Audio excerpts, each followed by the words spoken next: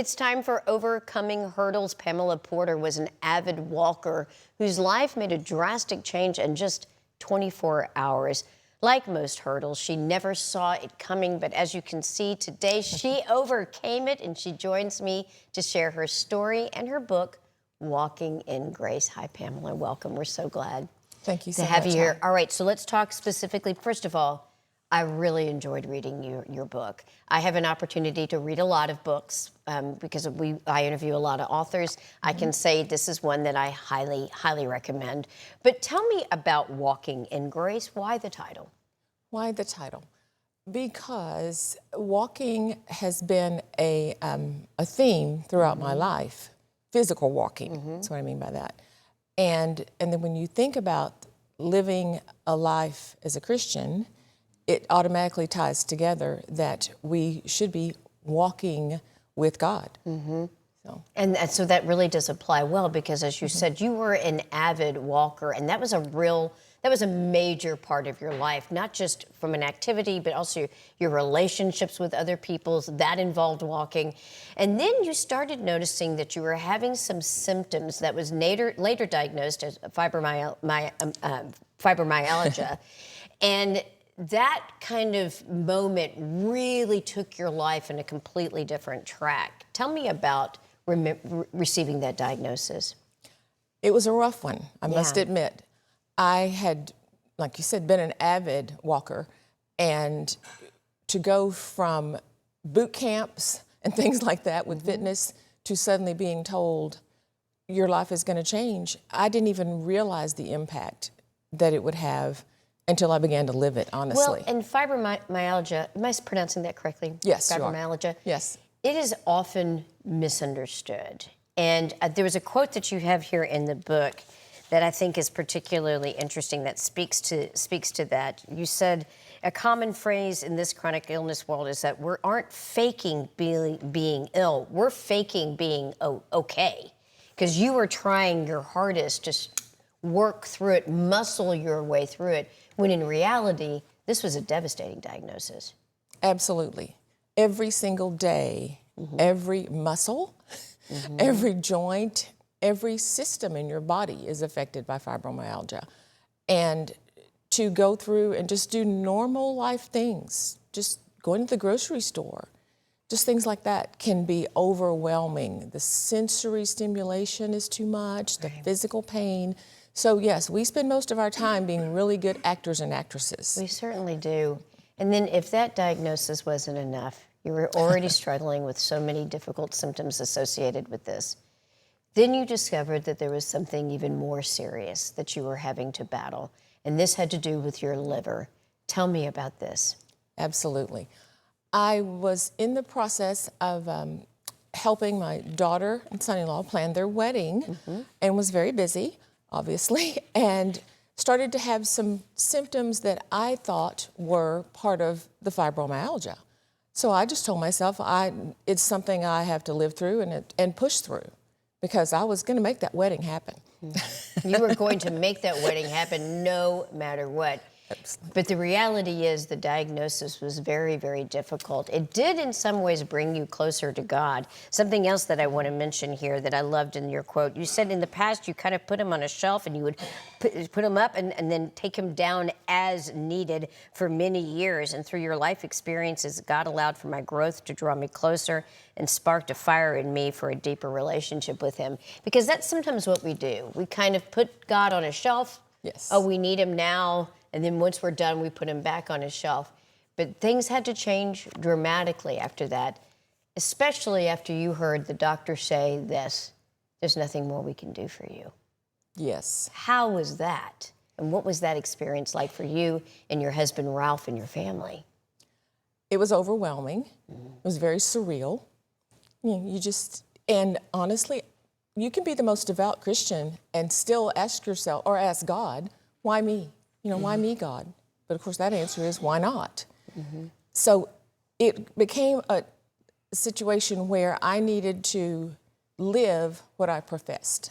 Because it's easy, to say, oh, I have faith in God when things are going great. Right. But when the rubber meets the road and those hard trials come along, is when you really are defined by your faith. Well, and hearing that diagnosis, when you were in a medical situation, we're so vulnerable. The doctors are the messengers. The doctors are, of course, the practitioners. And the doctors are all about preserving life. To hear the words from a doctor, there's nothing more we can do. I can only imagine the defeat you must have felt. How were you able to dig deep and still sustain hope in the midst of a statement such as that? I held on to the fact, and I've told our children especially this multiple times, that with liver failure, the answer obviously would be a transplant, but that doesn't always work that way. So it was definitely a life-threatening situation, but as I told my family, I'm going to be healed. The question is whether it'll be on this side of heaven or the other side. Wow.